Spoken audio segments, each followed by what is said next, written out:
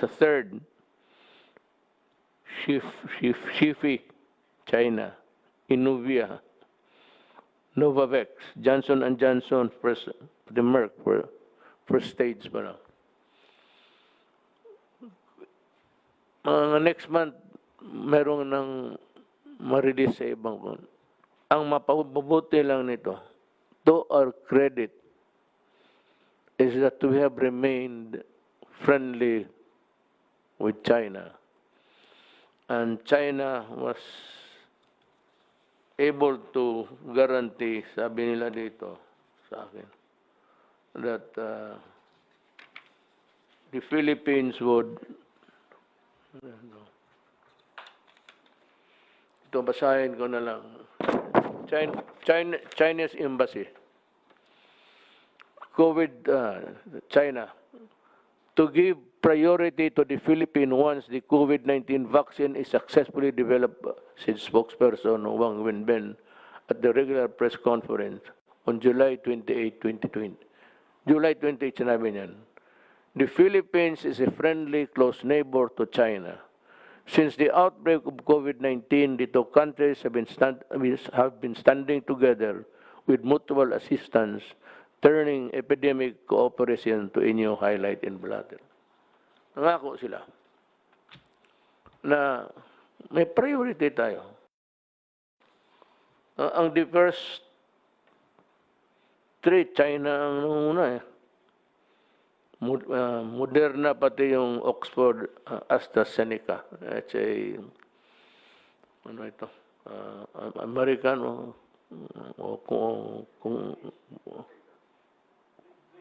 British average. Now, ito ngayon. Balik tayo sa mabutit nandiyan dito yung cabinet. Magtanong sila, mabigyan ba kami, Mayor? Ito ang i-guarantee ko. Ang listahan ng mga tao na makatanggap ng pera noon sa hirap, ang una, ang nagbibigyan ng assistance, yun ang kategory natin. Ang mauna, yung walang-wala. At saka, of course, those in the hospitals. Yung mga sick na or dying. Ang una talaga yung mga tao sa listahan na tumatanggap ng assistance sa gobyerno. Ngayon, pangalawa, yung middle income. Libre to, hindi ko ito pagbili. Yung third, kagaya mo, Bong, Wendell, Sani, ikaw, General Lorenzana, General Anyo, ikaw, ako nang yung para akin, hatiin natin. Bigyan kita. Wendell is not sure. Lalo itong mga military na ito, pobre ito. Mauna rin kayo. And also, my military and my police. Because I need a strong backbone. The backbone of my administration is the uniform personnel of government. Yung mga mayaman, huwag na ninyo akong isipin kasi hindi ako nag-iisip sa inyo. Sorry na lang. Kayo kung maka-afford, pag nakita ka na nagpapabakuna ka dyan ng libre, tsaka may mga tao na gusto ko injeksyonan uli ng COVID-19, dagdagan ko pa yung kagaw sa katawan. Ano bang kagaw sa Tagalog? Germs. Kagaw sa Bisaya. Kamu mga suburbiyo mga galit pa kayo sa akin. Kamu mga Cebu, suko pa sa ako. Anong gisaway tamo? Ngano di tamo sawayan during the critical period, kita na ko ang Cebu freewheeling, murag walay COVID. Motong ako ang inom pa sos Ginoo. Ako yung mayor nga to. Sipa nga buto. pakaon ko ng inyong sunoy yung pakilaw ko na inyo tubangan. Eh, kita mo, Cebu, ang spike ng Cebu, ang taas. Ito ngayon, sabihin ko sa inyo, pagtiis-tiis lang kayo, nandyan na eh. Sinabi ko, yun ang pinagdadasal ko sa Diyos. Na for God to guide the guiding light so that these guys can make the vaccine. Yun ang distribution. Ano yung listahan na tilungon ng gobyerno, sila ang mauna. Yung mga upper income, magbili na lang kayo. Libre to. Bilihin natin. Sunny will explain to you kung paano. So,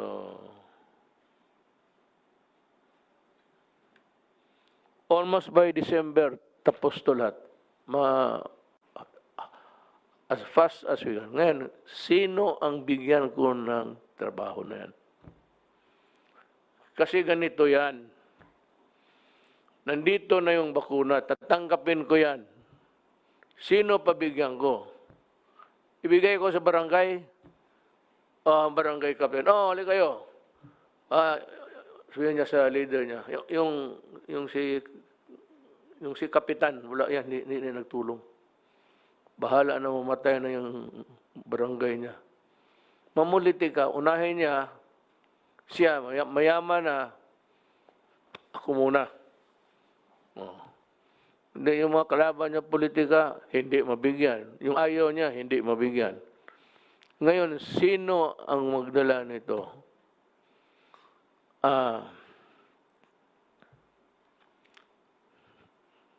Military. Military lang. Bahala na. I'm asking the armed forces, asking General Rizana. Kayo man din ang there's the setup. May task force tayo. But the implementing arm, military. Punta lang kayo sa, really, I suggest that the military assign so many of the soldiers and policemen. Punta lang kayo ng ospital, may mga military doon. Punta lang kayo ng police station. Mga police, pakyan din nyo mabuti ha. Ayaw ko ng magka-atraso kayo dito. Ngayon nagka-atraso, nagkamali. Kulong talaga yun. Punta kayo sa police. Puriculture Center. Pero military ang tusok-tusok sa iyo. Yung mga kalaban ko, sabihin ko sa military, do not use the needle. Bayonet ang gamitin mo. Lalo, mga drug possessed, drug addict, I will not waste my ibigay ko na lang yan doon sa ibang lugar na pobre rin. Hindi ko mga drug possessed, wala kayo. May listahan yung ano dyan. Hayaan mo.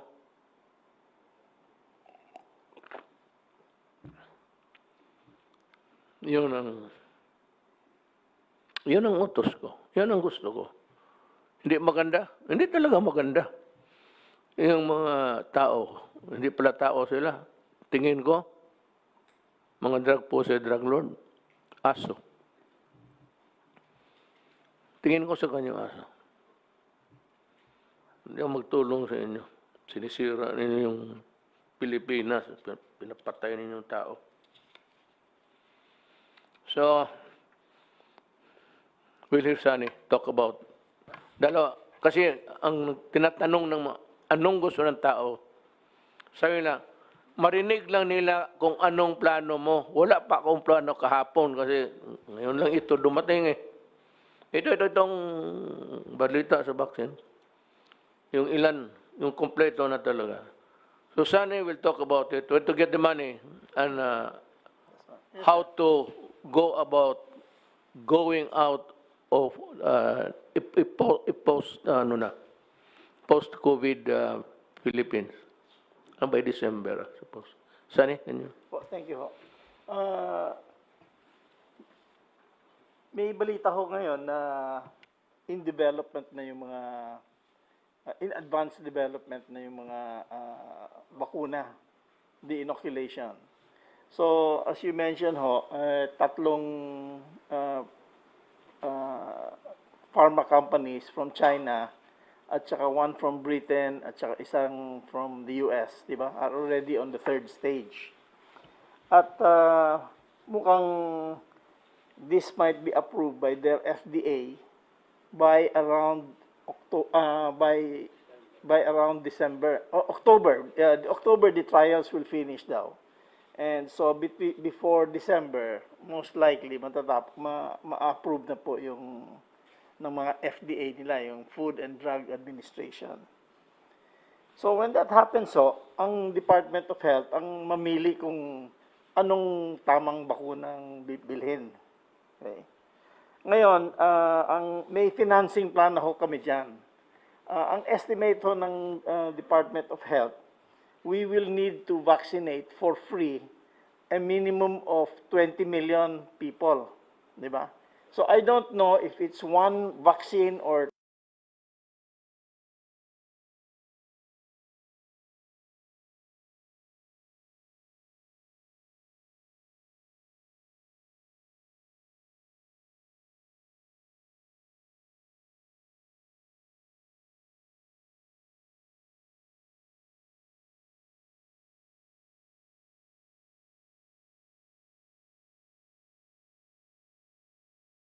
two shots though. So we need 40 million vaccines. Doses, 40 million doses. Ang 40 million doses times roughly $10 per dose, di ba?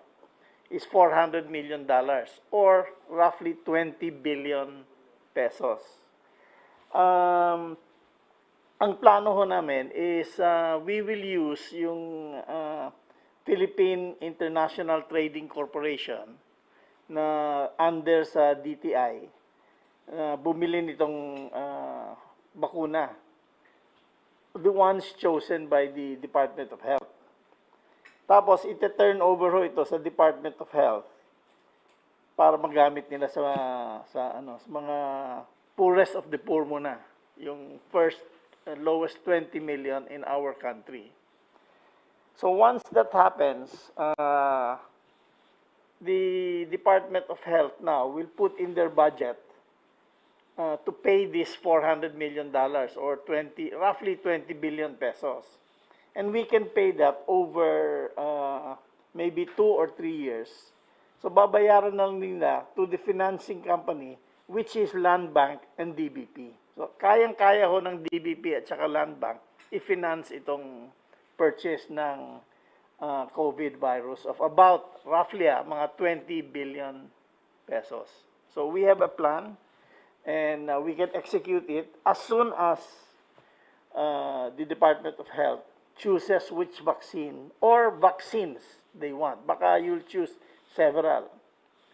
So certainly by late this year, if it's available, we can already buy it. So it should be available for free to the lowest, to the poorest of the poor first in this country. So at $10 per dose, that should be around, siguro when they sell it, siguro mga 500 pesos per dose, or roughly 1,000, or maybe including the service and the transportation, siguro mga 1,200 pesos per treatment. So that's totally available. The financing is available for this program. Once the vaccine is available, I'm sure the economy now can be fully open and we can start not the new normal, the normal life. we can go back to the normal life now. Son, could you run us through, breeze us through with how the economy can recover? You just use the bold lines. Opo. Ano naman? The economy actually is already beginning to recover. Ang estimate ho namin, we hit already the lowest part of the economy, which was April, May. Yun ho ang pinakamababa as we can see. So it's already picking up now. And we are going to be seeing a pick up in the in business activity as we go on. Actually, it's already starting to pick up already now. We have a few problems. Among them, number one, yung transportation. Kailangan we have to have more transportation available. We have to encourage people also to start spending spending money so that the economy can start picking up. In the meantime wala ho tayong problema sa liquidity. In other words, may pera. People are not short, the economy is not short of money. Number one. Number two, the inflation is relatively low. It's within our target. Number three, yung peso ho natin is the strongest in Asia. The strongest currency in Asia is the Philippine peso. It's stronger than the Japanese yen. So people have faith in us. We are able also to finance it by borrowing locally at saka borrowing internationally. So we're in good shape to take this to overcome this crisis. Alam mo, one thing that I would like also to remind people, at least they begin to misconstrue what we're saying. Sabi mo noon, Mayor, walang pera, maubos na ipagbili natin. Sabi ko, kung walang vaccine, that is why I've been repeating vaccine, vaccine, vaccine. And kung walang vaccine, pag tumagal ito, maubos ng pera natin, maubos talaga. Sabi ko, magpasalamat tayo sa Diyos for guiding the hands and the brains of those people who made it possible to come up with a vaccine now. Nung sabi ko na kung wala, so bakit sa'yo may pera? May pera kasi mankind was able to arrest COVID on time. So it's about 6 months, meron ng glimmer of hope din. Now it's there actually in front of us. Bakit hindi madiretso galing China? Hindi yan kasi dadaan pa ng ating sariling clearance. Meron pa tayong food and drug. Baski na sabihin mo galing Amerika, galing China, galing United Kingdom, our experts have to see to it that it is not deleterious, it is not harmful to people. But what I'm going to stress again is that kayong mga tao, kayong naghihirap, huwag kayong slowly lang kasi yung hawaan.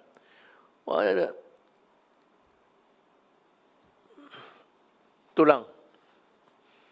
Kasi kailangan, alam ko kailangan niyo magtrabaho. Yung ano lang kayo pwede tayo magbili nito? Can we buy? Tapos kunin ninyo sa military camp.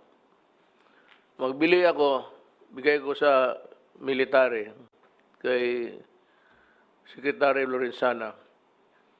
Punta kayo sa kampo, pangalan ninyo, address. Yan ang kailangan ko. Kailangan address. Tapos non-user of drugs. Kasi user ka, sabihin ko, sorry, wala kang bakuna, mamatay ka ng pakialam ko sa buhay mo. Galit ako sa inyo eh. Yun. Ang recover natin is normal na because I said we were able to arrest. Not us, but mankind or the Chinese, Americans were able to catch up with the COVID. So, napaiksi yung ating fears at ang ating lahat na pagdudusa. So, we are not going back to new normal. It's going to be normal again unless this mikrobo na ito, bleaching ito, mag-mutate. Kasi minsan nag-mutate eh. Ngayon, isang sungay lang, tinabukasan, may 5 sungay. Puta, another bakuna yan. Sigurado. But this time, I'm sure they're as near as they could ever be. Natabihan na nila yung germs eh.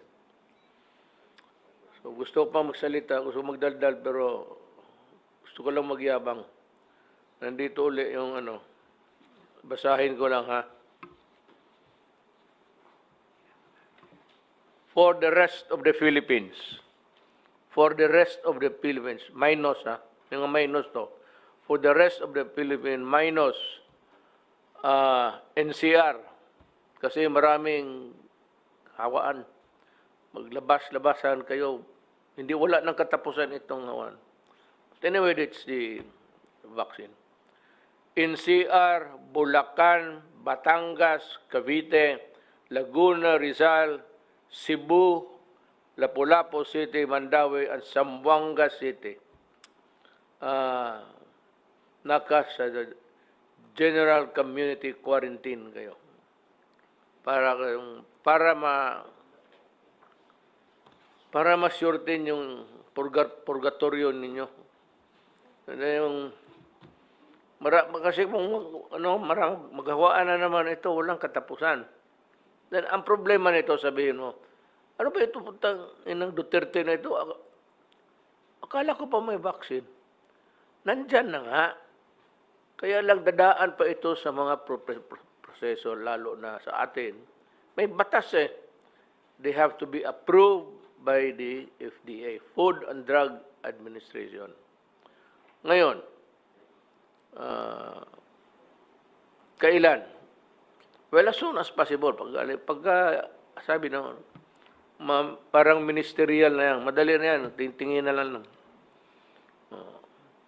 Ngayon, yung may baka sa production, minsan may mga, anong tawag na itong yawa na ito? Itong lagyan sa medisina. The siren would be the, what do you call this, sir? Yung bayan. Yung mga bayan ng walang laman, i-reserve yan sa mga drug addict. Hangin yan, putang ina kayo. The rest of the Philippines, modified general community quarantine. Itong mga sinabi ko mga Philippines, tiis-tiis muna kayo. Yun lang. Not Philippines, okay na. Modified general community. Kunting ingat lang, wag do not mix together and observe itong distancing, the distance rule. Yan lang hihingi ko sa inyo. Pero huwag kayong matakot. Hindi ako nagyayabang. May bright tayo na finance secretary. May military ako na maasahan ko. Ang hindi ko maasahan niya, nagbibili tapos nagbabalato pa. Sabi ko na nga noon eh. Alam nila, before na sinabi ko na ito sigurado. Same story. Hindi bigyan yung kalaban, hindi bigyan kilala, suluhin ng lahat. So sabi ko ito ngayon, military. Nearest camp, nearest police station, may mga nurses yan. And volunteers, I am asking, yung mga nurse na walang trabaho, total, bakuna na ito, hindi naman ito may COVID. basta mag-mask lang kayo. And of course, gloves. And ito, tingnan mo itong binigay na, tingnan mo ha, pag ginanong ko, alcohol. Yan. Kaya ako, kanina pa ako, sige, naglalaro ako, nag-enjoy ako na parang sprout eh. Yung nanonood sa atin, alam nila, kanina pa ako, gano'n. Pero, hindi, sabi na ito si Duterte, loko-loko. Gago. Kung loko-loko ako, ikaw na sana ang na-presidente, hindi ako. Totoo yung sinabi ko, alcohol. Pag walang alcohol available, hindi ka naman pwede, lalo na mahirap. Magpunta ka lang dyan sa gasoline station niya pagkatapos magpatulo ng... that's disinfectant. Alcohol. Gas. Yung ginagamit yung gas mga magpatulo ka lang ka mo. Just to disinfect. Ang akala naman itong mga buang na nagsabi sa akin, Duterte, para sa inyo ang hindi nakakaintindi, sa totoo lang, hindi ako nagbibiro. Totohanan yun. Akala ninyo nagbibiro lang ako. Pero sa totoo, hindi rin ako nagbibiro. Kayong mga you try to go inside my brain. Yung kung walang iba, ano kung gawin niya?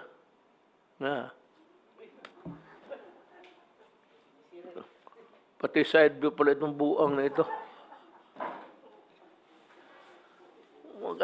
Anything that would kill the germs actually. Pero kanina pa ako.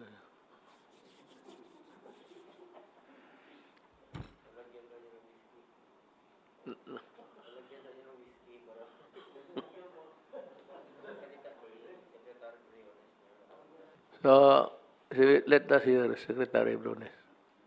Education is, malapit na ang D-Day mo. So, you can, as a matter of fact, the next meeting, we will decide on the actual date of how to open the schools. Ang akin, basta mabakunahan lang. I'm talking about within in the months of October, November, December. Thank you, Mr. President.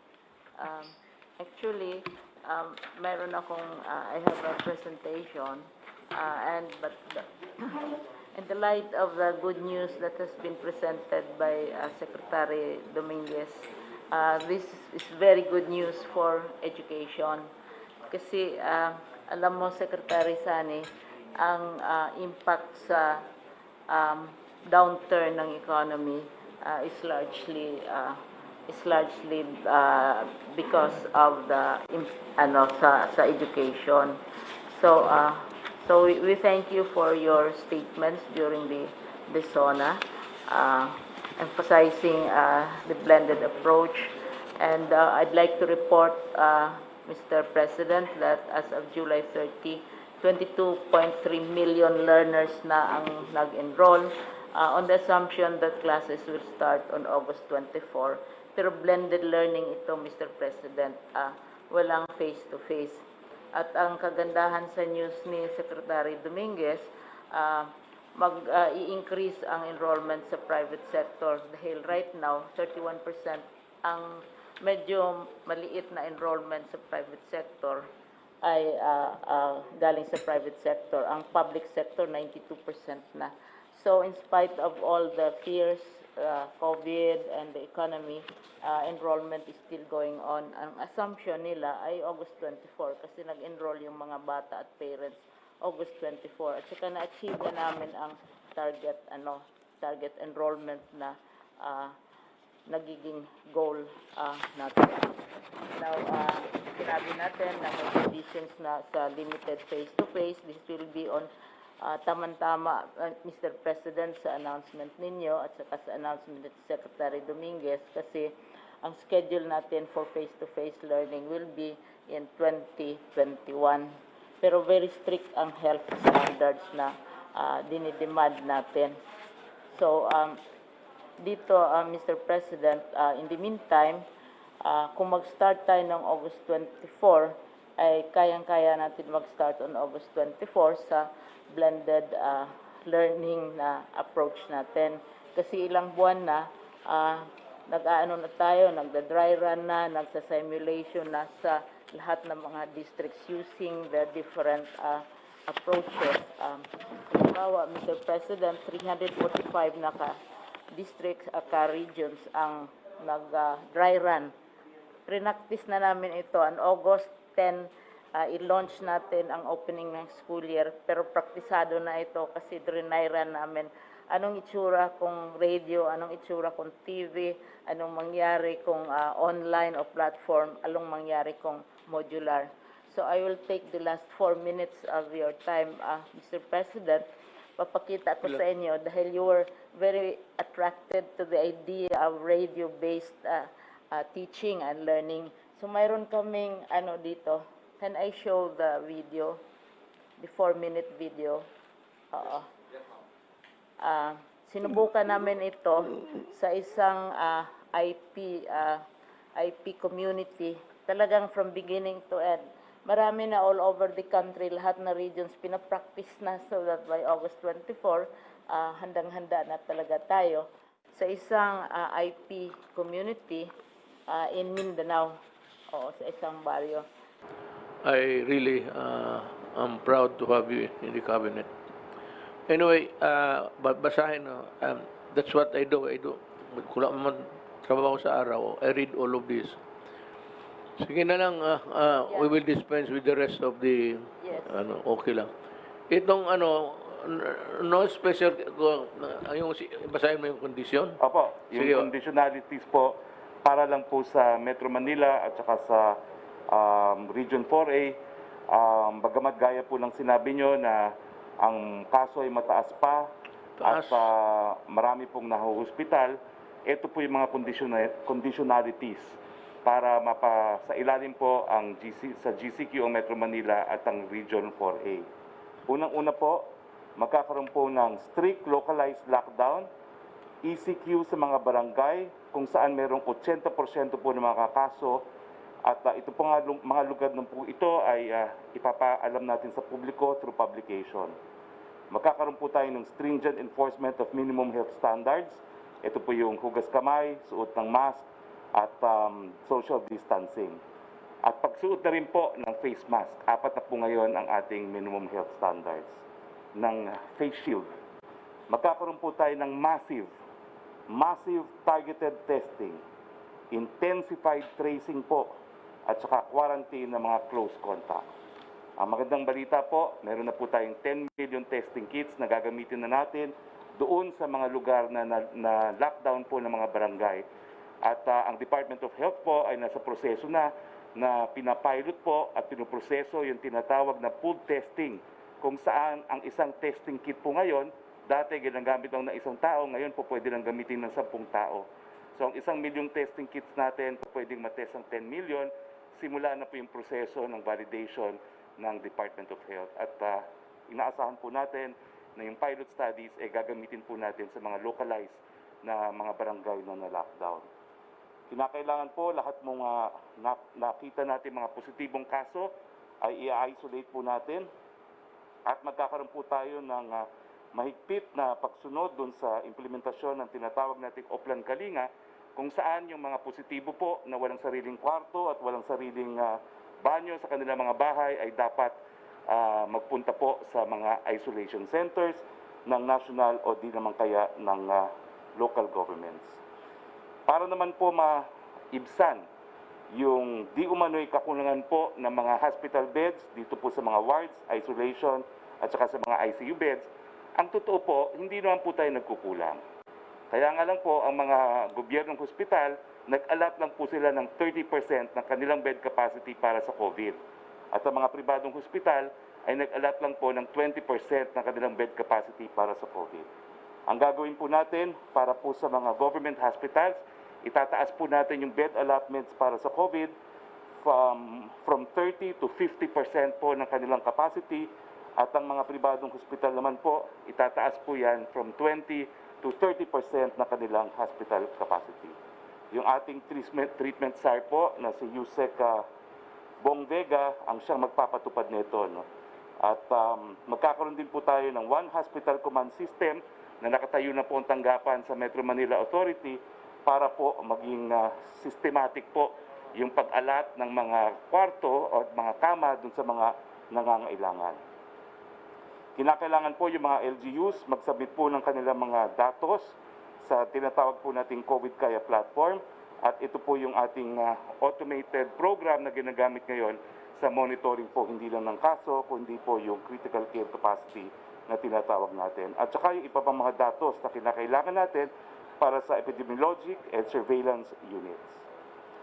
Now, ang mga impormasyon po na kinakailangan i-submit ng mga local government units, yung daily trend of active cases, number and percent of population, yung cases in community isolation facility as against po sa health facility at saka dun sa mga nasa bahay lamang, yung percent of close contact traced and percent of contacts in quarantine, number and utilization of community isolation beds, at saka kung na-meet na po yung health system capacity targets and utilization, at saka yung COVID Special Team Investigation and Reports.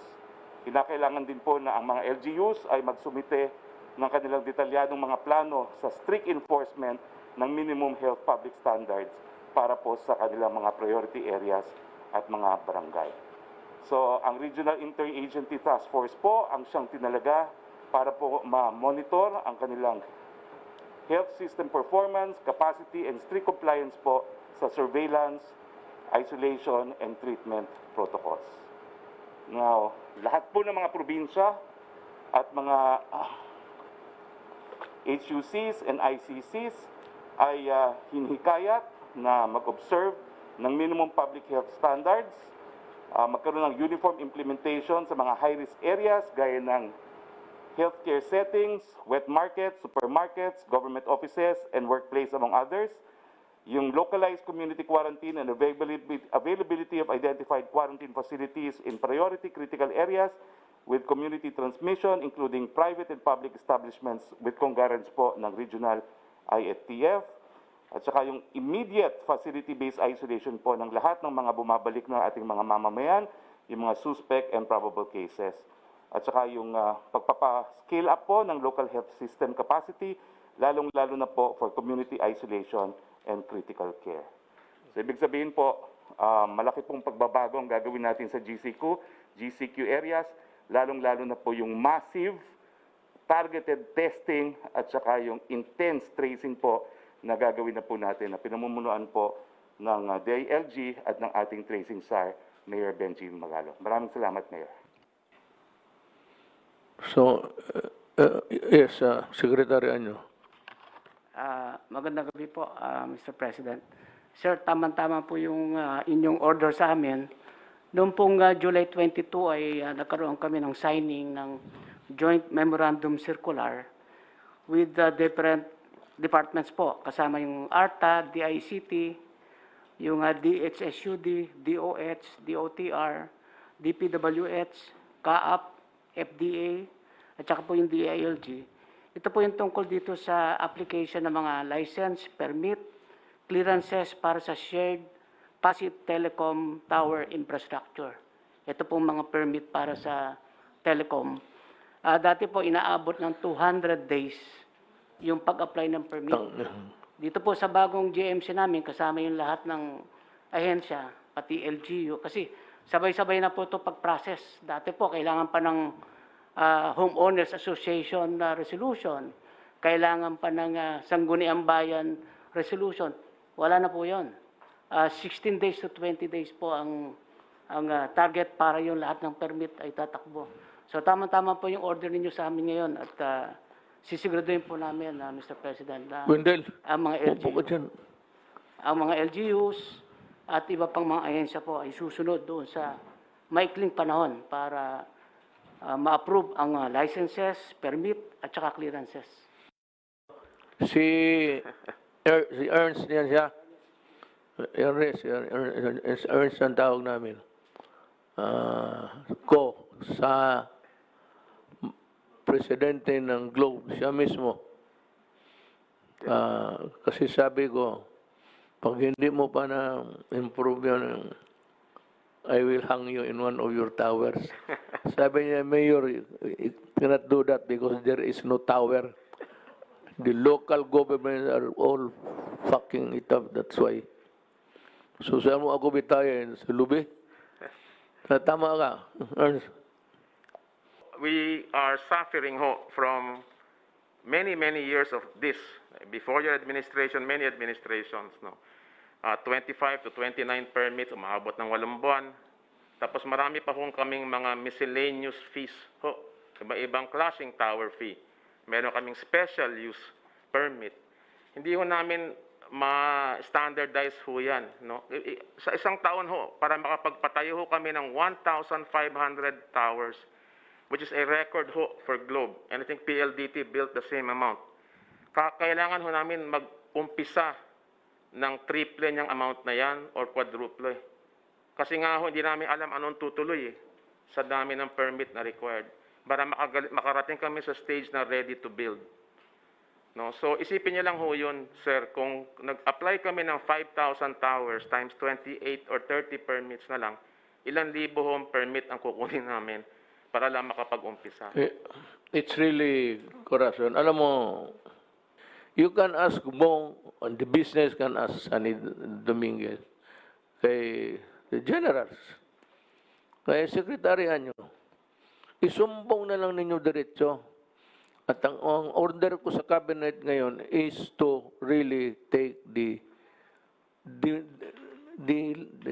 yung pinakamabigat, the most drastic measure that you can find para magkaintindihan na tayo. This is my last mile. I make no apologies about it, anong nagawa ko o anong mali ko. Basta ako magtrabaho lang. We will wind up, before I forget. Itong mga nursing ng police, lahat ng barangay health workers, pati yung mga doktor, in their district health office, this should be there. But yung overall umbrella to supervise must be the Armed Forces of the Philippines. This will remove partisan favoritism. This will remove petty corruption. So kung may isang anyway, however you do it, I don't care. I just want a unified monitoring pati supervising authority. And that is the military. Kaya idagdag ninyo ito, binibigyan ko ng pagdating ng panahon, in the fullness of God's time, if you get to hold the vaccine, as I have said before, I've said a mouthful against yung sino ang magdala kasi I was really afraid. Kaya na meron tinatang task force. Pero ganun pa man, marami yung palusot na nagpapabili, na humihingi. Ang diwas baka maghingi pa ng bayad. Mapatay talaga kita. Ito, totoo, puntahan kita doon. Baka akala mo. Bababa ako dito, puntahan kita. So, military, alam na niya, I know what you should be doing. I do not have to tell you about it. Must be under the general supervision and monitoring sa military. We intend to vaccinate every Filipino for that matter. That's quite a big number actually. So in the provinces, pati yung question is, yung mga NPA, pabakunahan ko ba? If you stop fighting for a while during the period or until December kasi my soldiers will be busy monitoring, supervising. Kung wag lang ninyong galawin, pwede kayong sumali, pumila doon. And even if you announce that you are in an NPA, it's okay. Wala mo nang pagamot ka muna o magpa-vaccinate ka para mahusay kang lumaban sa pwersa kung tigas itong aking armed forces. Matakot ako sa inyo, wala kayong eroplano. Saranggola siguro meron. Wala kayong baroto, barko. Barko. Wala kayong mga jet, tapos matakot ako sa inyo. Kalukuhan yan. Pero, as a matter of humanity, because it is not our money, and because you're a Filipino, okay lang sa akin. Okay nga sabihin, boss, sa unit ako, partisan, sabihin ko sa military, palusutin lang ninyo. Hindi na panahon ng away ngayon kasi Pilipino eh. But gusto ko yung, para walang masabi. Masabi ng MPA, natalo kami kasi humina ang katawan namin. Walang fighting chance. Okay, sige. Bakunahin yung mga yawa na yun. Para, you do not want to shoot a half-dead. Kung may mga walang bakuna yun, almost a half-dead walking around. So mahiya ang sundalo kung magbaril. Make them strong. And really, because you're a Filipino and it is the people's money. Okay lang. You might not really qualify sometimes, but you know, you have a wife, Filipino children. So let's put one thing at a time. Hindi natin pagsabayan yung hatred, yun. Huwag lang ninyo galawin ang military ko. Huwag ninyong galawin ang sundalo ko. Wala kayong maano sa akin. Pag hindi, pahirapan tayo. Kayo, sasihin ng mga tao, hindi sila bakuna. Tsaka kung ma-identify kayo, huwag ninyong galawin sundalo ko. Pahayaan ninyo magtrabaho, mga nurse, gobyerno. Post-COVID na tayo, mag-away uli. Something like, hindi ito unilateral ceasefire. I'm just telling you, stop it. Just stop it. And allow the normal process of helping the country. Go ahead. Okay? Thank you.